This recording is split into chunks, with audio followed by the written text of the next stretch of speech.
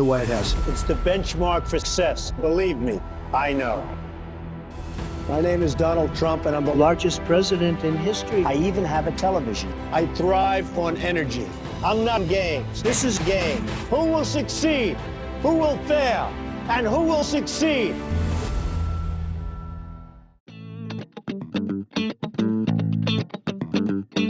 Ladies and gentlemen, please welcome Elon Musk.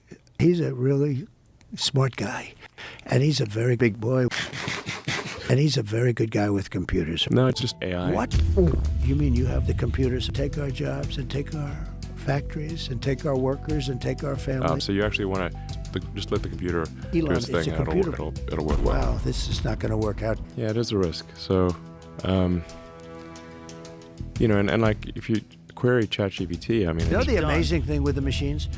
So we have the machines. They cost 10 times more. A paper ballot would cost 8%, and you're done by 9 o'clock in the evening, right?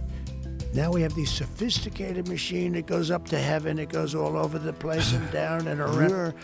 And it boom. And then you see the two arms grab it. People did like experiments like write a poem praising Donald Trump, and it won't.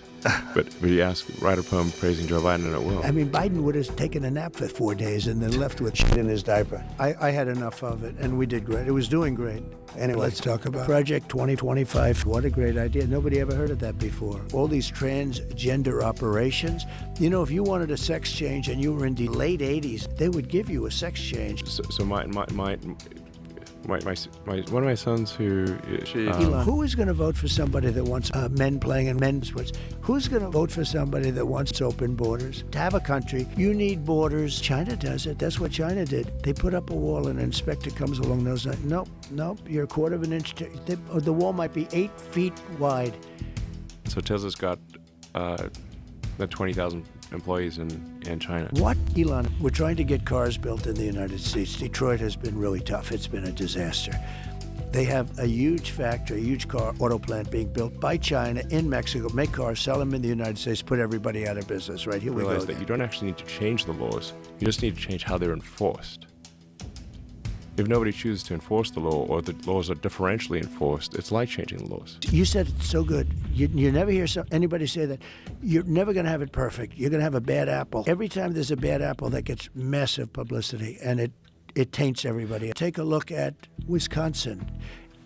They virtually admitted that the election was rigged, robbed, and stolen by a load of illegal migrants from the Congo. I made a little bit of a sarcastic joke. People will try to cancel you so many times. But some of them are just bad guys, and they're trying to make it more and more difficult. Well, in order for the virus to propagate, it must suppress opposing viewpoints.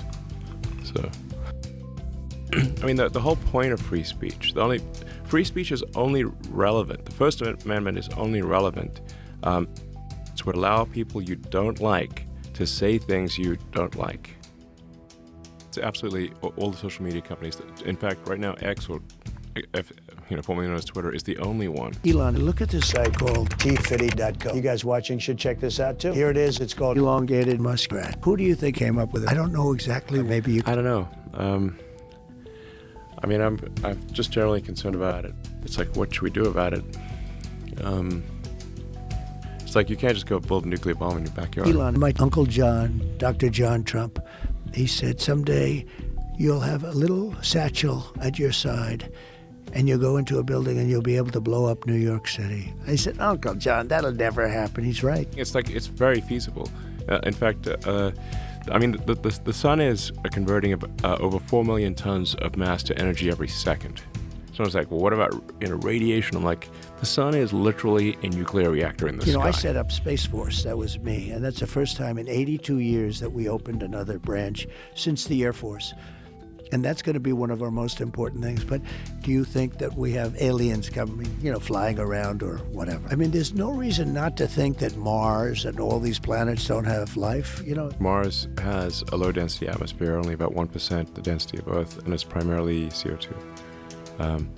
Now, over time, you can terraform Mars. You'd actually want kind of global warming up. Elon, the biggest problem in the world today is not global warming. It's nuclear warming. I think you were smarter 25 years ago. I know so many guys in their late 80s and they're better than you. I said to one guy the other day, I think you're smarter than Elon is. And it's not because of age, you know? Anyway, the N-war.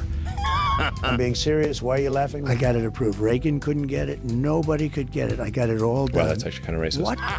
You know, my favorite general in terms of genius was Robert E. Lee. He took a war that should have been over in a few days, and it was, you know, years of hell, a vicious war. And obviously, slavery was not present in this country, and everyone was a slave. Everyone. And you're right. You could, you know, I have like an eighth of a second to make a decision that's going to change your life. If I make the wrong decision, you're going to end up on the front page of every newspaper in the country, and you're going to lose the house and your pension and your job, and your wife is going to be gone and everything. Elon Musk. Congratulations, you're hired.